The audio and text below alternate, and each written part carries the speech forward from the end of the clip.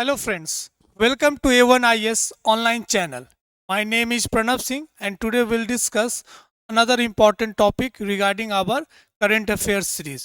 हमने last video में to important acts पढ़ा था. पहला पढ़ा था public examination unfair means act, दूसरा पढ़ा था नारी शक्ति वुमेन रिजर्वेशन एक्ट. तो वो दो इम्पॉर्टेंट एक्ट पे ये दो एक इम्पॉर्टेंट क्वेश्चन है जो हमें डिस्कस करना है और आपको लिखना है. Try to write this means question जो हमने वीडियो क्लासेस में पढ़ा था. पहला क्वेश्चन है पब्लिक एग्जामिनेशन एक्ट को लेकर. In the light of public examination act discuss the role of technology in enhancing the security and fairness of public examination. Fairness की भी बात की गई. Okay, full stop. What are the potential risk and challenges posed by the digitalization of exam. तो हमने इस act के बारे में पढ़ा, इसके चैलेंजेस पढ़ा, इसके इंपॉर्टेंट प्रोविजंस के बारे में पढ़ा. तो दो क्वेश्चन क्लब है.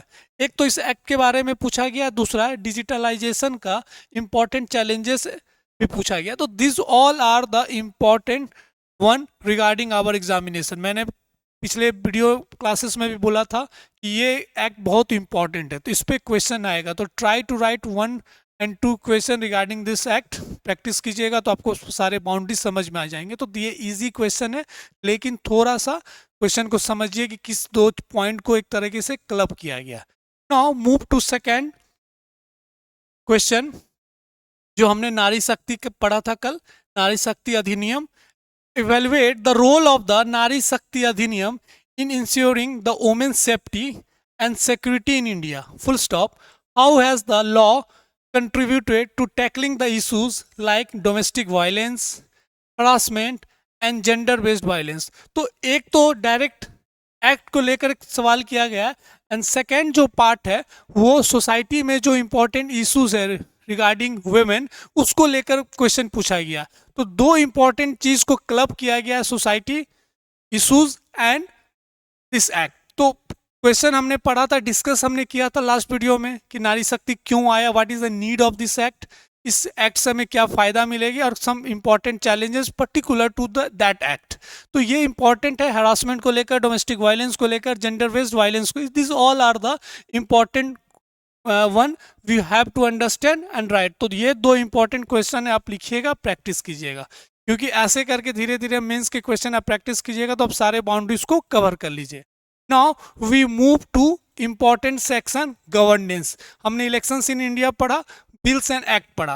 बिल्स एंड एक्ट में हमने दो इंपॉर्टेंट एक्ट पढ़ा. कुछ और भी इंपॉर्टेंट एक्ट है जो अभी बजट सेशन चल रहा है उसमें पास्ड होंगे.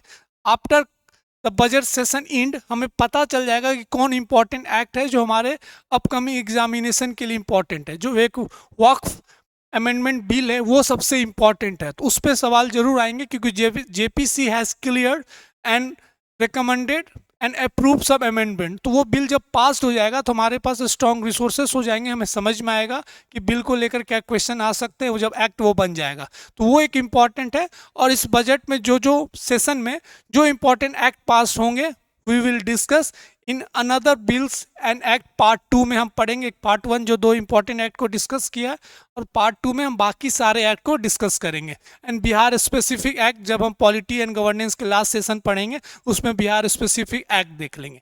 Now we move to next module, sub module governance. तो elections complete, bills and act complete. Now we move to the governance.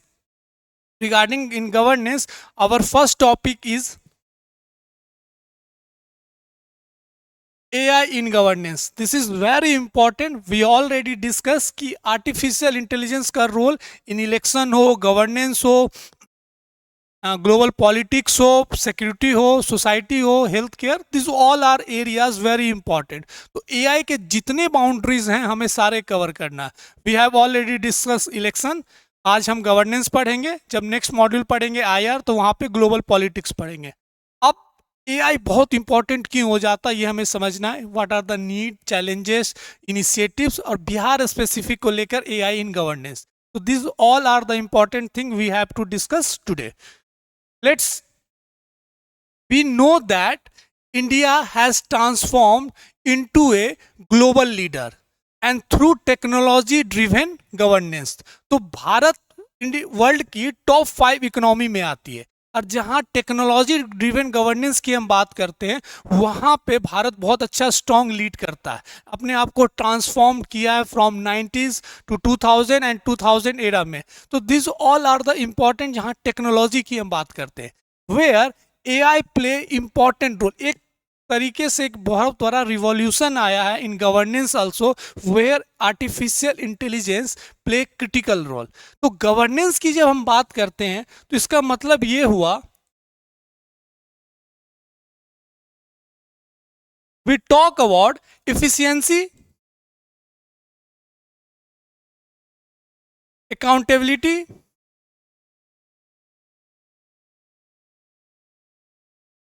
Transparency and development with justice. So these all are the important point when we talk about governance. जब हम governance कह रहे हैं तो इसका मतलब ये चारों पॉइंट ही आते हैं, किसी को हम गवर्नेंस कर रहे हैं। जस्टिस की हम बात कर रहे हैं, डेवलपमेंट की बात कर रहे हैं, एफिशिएंसी की बात कर रहे हैं, ट्रांसपेरेंसी की बात कर रहे हैं, अकाउंटेबिलिटी की बात कर रहे हैं। अब हमें समझना इस गवर्नेंस में एआई का रोल क्या है, एआई का जरूरत क्या है, how AI play significant role to make India more powerful and more stronger compared to other countries. तो हमें AI अब यूज करना अपने गवर्नेंस में। टेक्नोलॉजी ड्रिवन तो हम थे ही, जैसे आपको पता in 2014 we started this trinity JAM and we use this trinity to enhance our governance. अब ये जैम क्या था, वी ऑलरेडी नो। जैम का मतलब जनधन, जो जनधन बैंक अकाउंट खोला जा रहा था, जिससे फिनेंशियल इंक्लूजन हम बढ़ाने की बात कर रहे थे, आधार इनेबल्ड सारे चीज को हम कर रहे थे, एंड मोबाइल। तो this trinity is one of the significant of technology driven governance. Now we move to AI. हम जब एआई की बात कर रहे हैं, it means that we are talking governance AI, where 3D. These 3D play critical role when we talk about the governance of AI. ये 3D क्या है, जिसमें पहला D जो बात कर रही है वो है data. We know that data is one of the crucial thing and the foundational pillar of AI. जब तक हमारे पास डेटा नहीं रहेगी, हम कैसे समझेंगे कि how we algorithm, how we manipulate, how we stimulation, this all are come under the category of data. Data is the one of the high profile resources, जो ऐसा चीज है जो आने वाले जनरेशन में, आने वाले समय में will play and more powerful than any atomic bomb और हाइड्रोजन बम, या कोई भी न्यूक्लियर वेपन से ज्यादा पावरफुल चीज है आज के डेट में डेटा। तो data is one of the crucial thing when we talk about the drivers in governance of AI. जब हम गवर्नेंस एआई की बात कर रहे हैं तो this all are the drivers for the AI. तो पहला डेटा, दूसरा डिजिटलाइजेशन की हम बात करते हैं। Digitalization is also one of the important thing in this governance AI. Digitalization की हम बात क्यों कर रहे हैं, we know that upcoming in 2020 our population around 120 crore will be the where internet penetration हो चुका रहेगा। तो 120 से 150 करोड़ लोग के पास इंटरनेट सर्विसेज होंगे। तो digitalization is also one of the core driver in governance AI. तो this all are the important point you have to understand कि ड्राइवर्स क्या है in the governance AI. And third is the development. जब हम development की बात करें, it means that maximal governance with minimal resource, हम कम रिसोर्सेज को यूज करें और मैक्सिमम गवर्नेंस आउटपुट करें। तो this is very important thing and drivers in the governance of AI. Now next important thing when we talk about governance AI, सबसे important चीज है आने वाले समय में this AI will enhance and will play important role in our GDP growth. ये ऐसा माना जा रहा है इन 2025 this will have potential of 1.5 trillion US dollar. इतना पोटेंशियल है किसका, एआई का, in our economic growth, economic boost करने के लिए। तो this is very important data we have around governance AI or AI. So this is all are the important thing we have to understand. Now we will discuss the need of AI or role of AI in governance. Role of AI in governance, जिसमें सबसे पहला important चीज है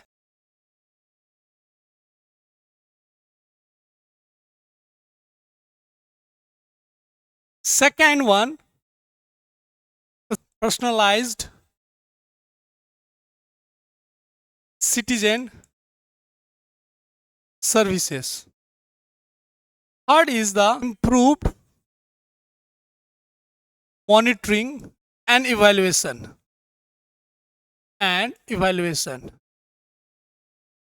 Next one is the language translation.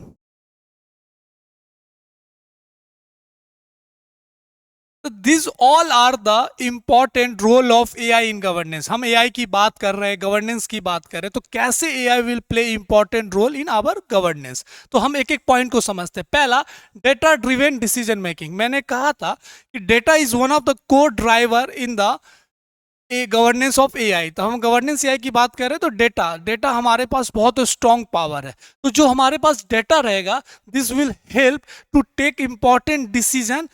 जो decision हम लेंगे for the policy formulation, for scheme implementation, हमारे पास एग्जैक्ट डेटा रहेगा. Where AI role is very important. तो डेटा विल चेंज एवरीथिंग, कि कहाँ पे कौन स्कीम इनपुट करना है, कहाँ पे क्या दिक्कतें आ रही है, कहाँ पे एग्रीकल्चर में क्या दिक्कतें आ रही. जैसे अगर आप तेलंगाना स्टेट का एग्जांपल लीजिएगा, तो एग्रीकल्चर में एआई यहाँ पे यूज किया गया था टू नो जो उनके लैंड थे कहाँ पे कितना वाटर का नीड है, कहाँ पे वाटर स्कार्सिटी है. पैडी हो, वीट हो, या एनी एग्रीकल्चर जो प्रोडक्ट है, वहां पे कितनी वाटर चाहिए, क्या सॉइल है, क्या टेस्टिंग है. This all are data comes under the data driven decision making. उनके पास अब आ गया है कि हम अच्छे से प्लान कर सकते हैं, and we can implement our strong policies and measures regarding this data driven. तो AI का बहुत important role है. We already know that data is the core part. Now we move to the second point, personalized citizen services. मैंने आपसे पहले ही discuss किया है कि JAM trinity is one of the technology driven governance, जहां पे Jan Dhan, Aadhaar, mobile use कर रहे हैं. Now we move to the artificial intelligence in the governance as well as public services. तो उमंग एक इंपॉर्टेंट ऐप है, एक सर्विसेज है, यूनिफाइड मोबाइल ऐप की हम बात कर रहे हैं. वहां पे जो सिटीजन सर्विसेज है वो भी रोल बहुत इंपॉर्टेंट है. जैसे स्मार्ट सिटीज मिशन, आज के डेट में AI will help to make the cities smart. Smart cities mission हमने पढ़ा था. अब एआई इनेबल्ड वहां पे ऐप आ गया, एआई इनेबल्ड सर्विसेज आ गए, जिससे और भी एक तरीके से पर्सनलाइज सिटीजन सर्विसेज हम दे सकते हैं. क्या जरूरत है, क्या इंफ्रास्ट्रक्चर की जरूरत है, डिजिटल पब्लिक इंफ्रास्ट्रक्चर की बात कर रहे हैं, डीपीआई की हम बात करें, डिजिटल पब्लिक इंफ्रास्ट्रक्चर. तो this all are the important point you have to understand. Third one is the improve monitoring and evaluation. हमारे पास डेटा है, डेटा के बाद हम सर्विसेज दे रहे हैं, हम सर्विसेज के बाद हम मॉनिटर भी कर सकते हैं. तो मॉनिटर करने के लिए भी एआई का रोल बहुत इंपॉर्टेंट है, इवेलुएट करने के लिए भी एआई का रोल बहुत इंपॉर्टेंट है. तो दिस ऑल आर द करना. लास्ट, लैंग्वेज ट्रांसलेशन, जहां पे भाषणी ऐप का मैंने आप शुरुआती दौर के वीडियोस में डिस्कस किया था. भाषणी लैंग्वेज ऐप, हमें पता है India is a diversified country, बहुत सारे लैंग्वेज है, डायलेक्ट्स हैं, जिसके कारण एक दिक्कत हो सकता है इम्प्लीमेंट के लिए. लेकिन when we have AI enabled Bhashini language app, जिसको तैयार किया गया है फ्रॉम द नेशनल लैंग्वेज उनके द्वारा, तो फॉर दैट रीजन ये भी हमारे लिए बड़ा इंपॉर्टेंट कि हमारे पास अब ऐसा सिस्टम है जिससे हम ट्रांसलेशन कर सकते हैं. We can easily deliver our good services regarding citizen, हम सिटीजन को पहुंचा सकते. तो this all are the important services और role of AI in governance. Now we know that important thing, अगर हम एआई की बात करें तो एआई का जो रोल है हर जगह पे, पहला health care, second education, infrastructure, agriculture, economic growth. So these all are the areas where AI role is very important. मैंने हेल्थ केयर के बारे में भी डिस्कस किया. हेल्थ केयर में रोबोटिक्स यूज होने लगे हैं. Both can easily operate. आप एक जगह पे बैठे हुए हैं, you can take surgery and consultant by other part of the country. तो ये सब बहुत इंपॉर्टेंट टेक्नोलॉजी है जहाँ पे AI इनेबल्ड है. एजुकेशन में to make education very beneficial, कि हम वो एजुकेशन की जो लूप्स होल्स हैं, जो एजुकेशन नहीं डिलीवर हो पा रहा, दिस ऑल आर एरिया जहाँ पे AI बहुत इंपॉर्टेंट रोल प्ले कर रहा है. Then governance. So this all are the important sector. Now we move the next one, challenges. Challenges है, जहाँ रोल है वहाँ चैलेंजेस तो आएंगे, उसके सिग्निफिकेंस पॉइंट है तो चैलेंजेस तो होंगे. इसमें जो सबसे इंपॉर्टेंट चैलेंजेस है वो है अकाउंटेबिलिटी की बात की गई है. अकाउंटेबिलिटी की बात की गई, क्योंकि दिस इज द मशीन, और we can say machine enabled चीज है. अगर कोई प्रोग्राम स्कीम इम्प्लीमेंटेशन होता है तो उसका जिम्मेदार कोई ना कोई व्यक्ति होता है. मिनिस्टर्स होते हैं, ब्यूरोक्रेट्स होते हैं, जिसने पॉलिसी मेकर्स होते हैं, वो एक तरीके से डिसाइड करते हैं और एक तरीके से जवाबदेही होता है उनका. आने वाले समय में कोई दिक्कत हुआ तो उनको जवाब देना होगा. अब अगर हम AI यूज करते हैं, introduced for the program implementation, for scheme implementation, policies making में, तो इसका अकाउंटेबिलिटी कौन लेगा? तो आप इसको तो इस पर तो कोई लॉ नहीं ला सकते हैं. एक मशीन लेवल चीज़ आया, हमारे पास जानकारी आया, डेटा आया, अगर कोई डेटा गलत है, कोई डेटा फ्लॉज आया है, तो हम तो किस पे केस करेंगे? उसका जवाबदेही कौन लेगा? तो कोई नहीं ले सकता. तो अकाउंटेबिलिटी बहुत बड़ा एक इशूज है regarding this. Second, privacy and security.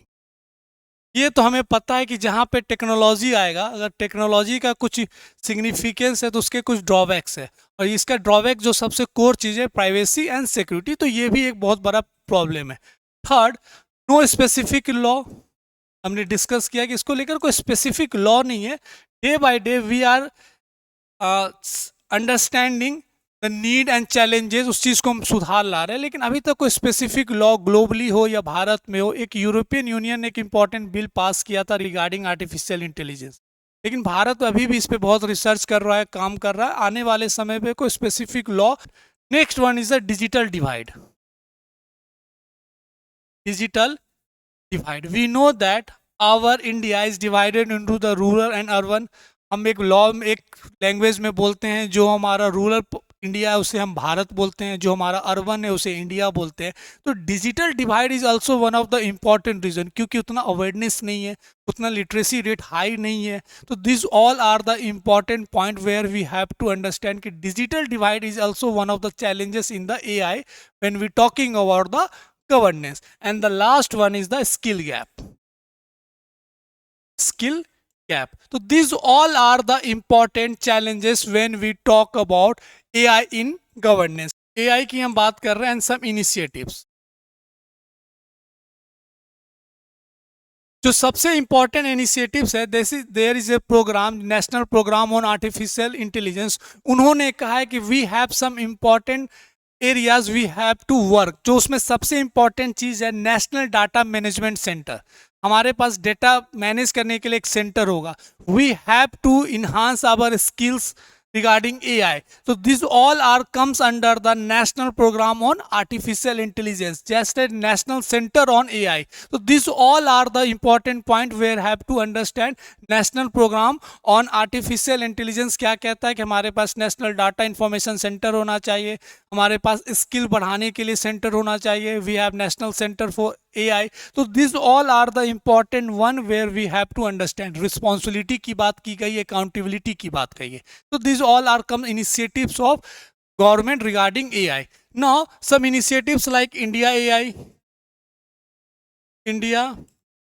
AI, global partnership on intelligence, artificial intelligence, these all are. दूसरा, सुप्रीम कोर्ट जुडिशरी में भी AI का यूज है, जिसे हम सुपैस कहते हैं. तो this all are the important area where we have to understand this all are the initiatives taken by government. Now we move to important thing regarding this Bihar government on AI, Bihar government on AI. Now we talk about the AI governance. Our state, our Bihar specific state is number one in this field. ऐसा इसलिए मैं कह रहा हूं कि Bihar is the first Indian state to implement AI in governance where decision support system, understand, decision support system for the policy maker and mid career officers. तो बिहार ऐसा है पहला स्टेट बना है पूरे भारत में जहां पे टेक्नोलॉजी ड्रिवन और AI driven decision making system तो द ऑफिसर्स और जो डिसीजन जो मेकर्स हैं पॉलिसी मेकर उनके लिए लाया गया है. जैसे हमें पता when you got selected in BPSC examination आपका ट्रेनिंग कहाँ होगा, बीपार्ट गया में. वहाँ पे have they form important labs, एक लैब्स बनाया उन्होंने पे जहाँ पे एआई ड्रिवन डिसीजन सिस्टम आपको सिखाया जाएगा. जो मिड कैरियर ऑफिसर से आने वाले समय में जब आप प्रोग्राम स्कीम इम्प्लीमेंटेशन करेंगे तब ये सब चीज़ आपको सिखाया जा रहा है. तो उसके कुछ एग्जाम्पल है. जब ऐसे पर्टिकुलर क्वेश्चन आएगा तो आपको बिहार के भी कुछ एग्जाम्पल्स देने. We always talk regarding the governance AI, हर जगह पे बिहार स्पेसिफिक आपको कुछ लेना है. तो this is one of the, Bihar is the first state, we talk about that. Bihar is the first state where AI helped on the policy driven decision जो होता है वो लेने के लिए टू देयर ऑफिशियल्स और मिड कैरियर ऑफिसर्स को लेने के लिए. कुछ इंपॉर्टेंट एग्जांपल्स अगर आप पूछा जाए तो यहाँ पे है gen next lab, gen next lab, Niti Shala lab, and third one is the Viksit Chintan Kaksh. तो this is regarding AI governance specifically to Bihar. तो आज हमने एआई गवर्नेंस के सारे पॉइंट्स देखा, governance role, challenges, initiatives, governance होता क्या है, एंड लास्ट में बिहार स्पेसिफिक रिगार्डिंग एआई. तो this is one of the important topic, इसके बारे में जरूर पढ़ के जाइएगा. ये हो सकता है इस पे सवाल हो, और where we have to understand Bihar के लेकर भी बिहार स्पेसिफिक आपके पास भी डेटा होना चाहिए. In next video we will deal another one important topic regarding governance. अच्छे से पढ़िए, फिर मिलते हैं नेक्स्ट वीडियो में. Thank you.